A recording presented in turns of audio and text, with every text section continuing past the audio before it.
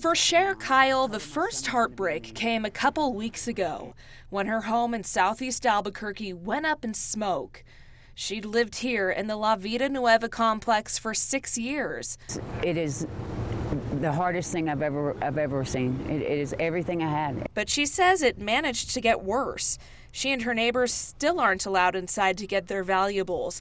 But Kyle says homeless people are sneaking in and taking off with their things. The neighbors that live across the sidewalk from me are watching all of this go down, and I get phone calls that, they just ran a girl out of your apartment. They ran one of the homeless people out of my apartment, and they just let her walk out the gate. Kyle says she's even caught someone herself and called police. She's not the only one. Yes, I have seen a couple people moving things out. Just taking it and walking away with it, not even getting in a car. Both women say the property manager promised 24/7 security, but that hasn't been the case. And they say the gated fence up around their homes stays open for hours.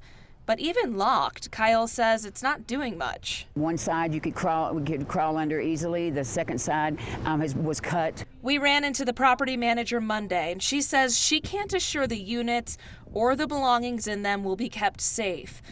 But they do have security working 8-hour shifts. Kyle says it's not enough.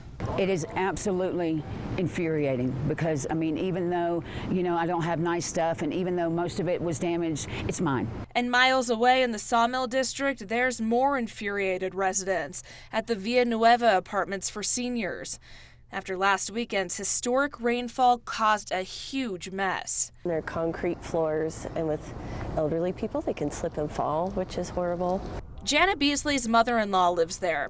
Residents say they've been dealing with the leaky roof for several months. It really should have been fixed a long time ago because it's a big safety hazard. Beasley says when it all started this weekend, the property manager ignored residents' concerns, but told some of them Monday the roof would be getting repaired Friday. I'll believe it when I see it. I don't believe it right now because I feel like he just keeps telling people things that they want to hear to get them to stop complaining, but it just keeps getting worse.